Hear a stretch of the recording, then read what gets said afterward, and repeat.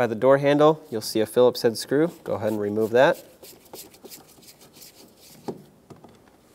We actually have to pull off this cover over here, and you can use a trim tool.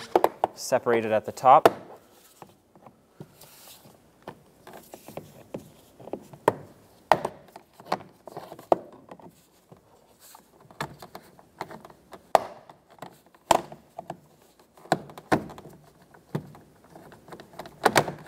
There we go. Take that out. And Phillips head screw right over here. Go ahead and unplug your window switch. Use a trim tool, a plastic one, that way you don't scratch the paint, and try to pop the push clips off.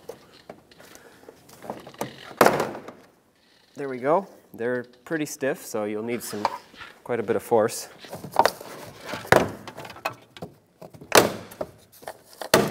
Pull the door panel up.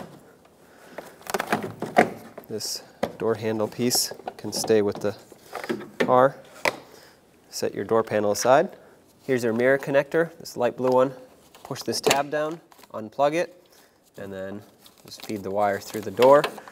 Then we can come over here. There's a plastic cap that we have to remove in order to gain access to the mounting holes, or in order to gain access to the mounting bolts for the mirror. Pry this off. There we go.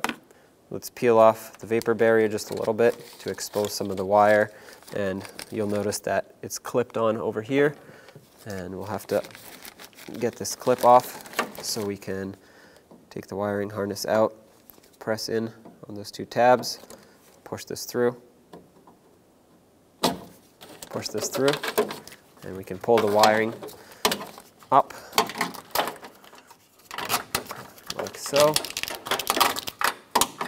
Okay, now you'll need a 10mm socket to remove all three of these nuts. On this last one, I'm going to hold the mirror, that way it doesn't want to fall off.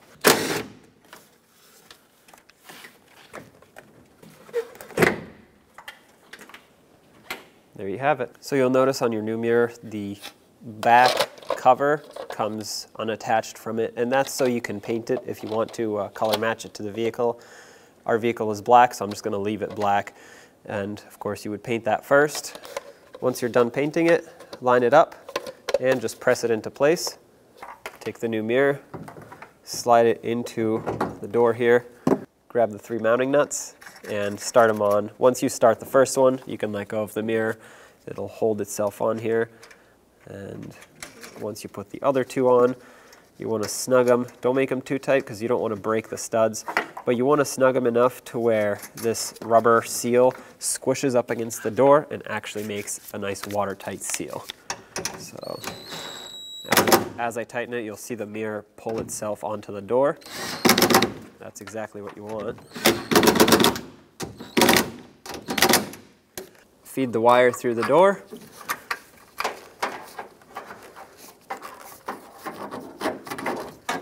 Make sure the wire goes behind the window track here, not in front of it. Plug it in.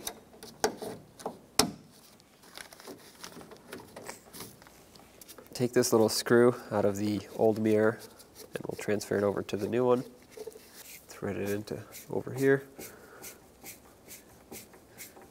And just go ahead and bottom it out. The screw doesn't bottom out completely, has like a little shanked area that prevents it from going in all the way, but just snug it, and there should be a little bit of space between the head of the screw and the mounting place where the screw actually threads into. Let's put the vapor barrier back. I took this little piece of plastic out so I can secure the vapor barrier and stick it back with the butyl tape. If yours isn't sticky anymore, you can just use some regular tape. This door handle is supposed to stay attached here. Mine isn't, so I'm just going to take the door panel, put that back on. Let's put the door panel back on. I'm going to slide this through, just like this. Hook it onto the top of the door. Make sure it's lined up with all the push clips, and make sure that this wiring is not getting caught behind it. Okay, once it's lined up with the push clips, go ahead and snap it into place. Perfect. I'm going to go ahead and plug in the wire for the window switch. Let's put this main anchor bolt in. This cover has a hook on the end of it right here that has to slide in first, and then the rest of it just presses on. Right up here by the door handle, there's another screw. Oops.